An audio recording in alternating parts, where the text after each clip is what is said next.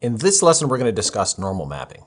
And as in the past here, I'm going to show you the effect first, and then we're going to discuss how to implement it. So let's just run the application. Let's see what we got. So this is our quad, and we've mapped a stone texture to it. And in this stone texture, I've got just some blend fong that's enabled there, but I want you to see something here. I'm going to press the space bar, and when I press that space bar then, right, something interesting happened. This was the non-normal mapped effect. This is just the fogged blend fong effect. This is the fog demo that we did just a couple lessons ago. And this is the normal mapping effect. So clearly there is some major lighting change going on. There's lots of nuance here. There's lots of additional lighting, and we see all these little nooks and crannies. And how do we do that? Well, so there's the normal mapping effect. This is the same geometry. I'm going to look at this edge on and show you that, sure, the geometry hasn't changed at all. It's edge-on geometry. So how did we get this effect? Well, we're going to use a separate texture called a normal map. And I'm going to show you a picture of the normal map for this stone wall. Thanks to Nick Zuccarello from the Florida Interactive Entertainment Academy for this. So he's got, on the left-hand side is the color portion of that. That's the color texture. And on the right-hand side is the normal texture. And this looks a little strange because these aren't colors. These are directions. And these directions face, when they're this color, they face outward as if there was no indentation, there was no different angle that they're facing in. I want you to think of this as, instead of having surface normals that are coming from just the vectors of our quad, maybe we had a whole mesh here, but just consider that we're rendering this as a quad. Well, we'd only have 4 surface normals, and that's not what we want. We want lots of detail. We can do the Lambert diffuse on every single pixel, not just between the single normal vector across the entire surface and all of the individual lights that happen at each point. That's why you saw the difference in granularity, the difference in those nuances in color, is because instead of us getting the normals from the vertices, we're getting the normals from this separate texture, this normal map. So as you see these lights change, what's really happening is the direction is changing. So now the direction is facing away from the normal, which you can imagine be straight out from this plane. How do we implement this? So now let's look at our normal mapping vertex shader. In our normal mapping vertex shader, we've got quite a few new things here. It's still fog, so we've still got the same kind of stuff that we did in lesson 6.2 when we talked about fog. We've got our fog start and fog end, and we're computing our fog amount. But now we've got these new vertex attributes, one called tangent and one called binormal.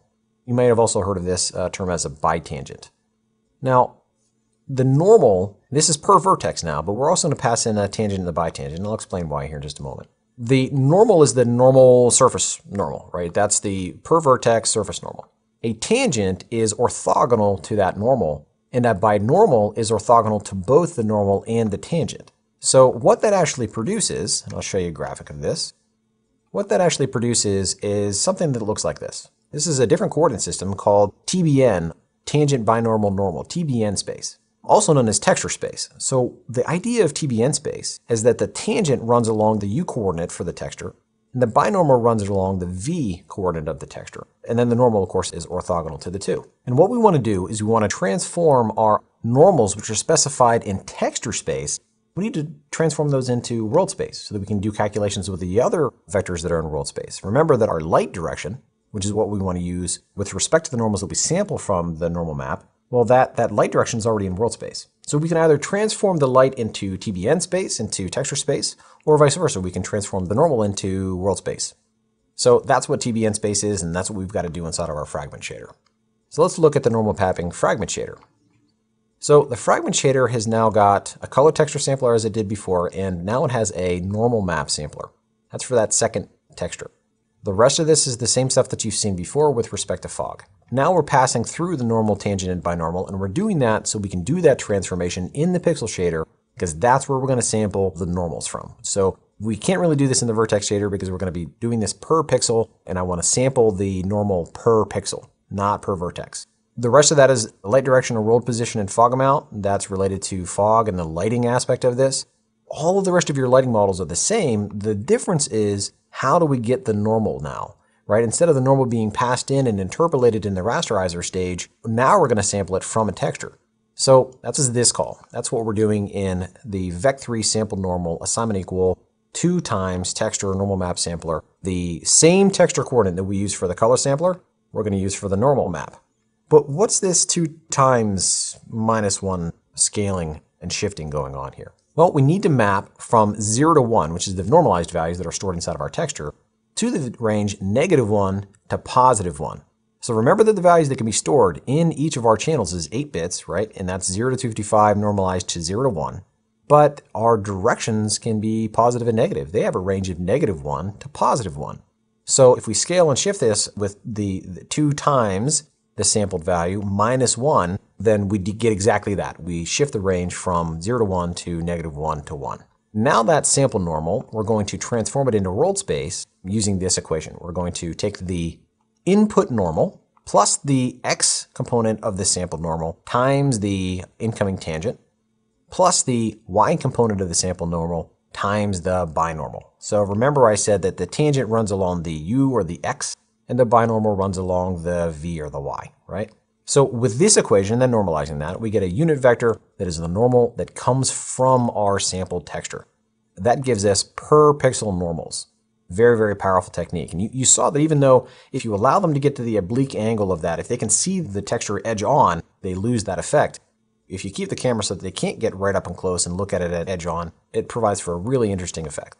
The rest of this is exactly the same. If you go back and compare this with Blend Fong, if you go back and compare this with the fog shader, you'll see that it's identical. None of the rest of it has changed. The only thing that's changed is where did we get the normal. I'm going to end just by looking at just the code real briefly here for the normal mapping demo, and this should be all pretty straightforward now. You're going to see that in this case, I'm loading 2 different shaders, and I'm switching back and forth between the fog demo and the normal mapping demo. And this should be a trilinear texture sampler. And with this trilinear texture sampler now, we're going to pass that in just as we did before for the fog. I do want to point one thing out here. I've got a different vertex buffer and a different VAO for the normal mapping VAO because these vertices are of type vertex position, texture normal, tangent binormal, kind of a long type name. That means that we're including a position and a normal and a tangent and a binormal. And that's what all of this data is that I just hard-coded in there. You could also, of course, get all of this out of a model. So lastly, let's take a look at the draw call.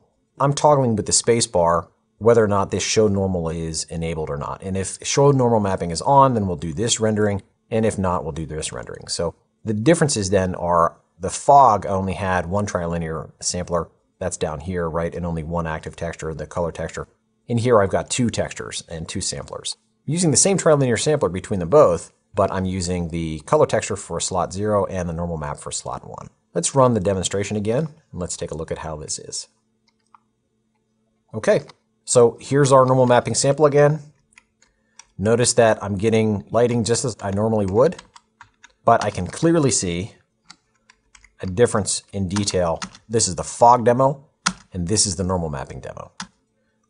Quite a difference with a very, very simple and cool technique that can be applied to all of your lighting models. All right, so that wraps it up for all of our demonstrations. In the next lesson, we're going to survey on a variety of additional rendering techniques.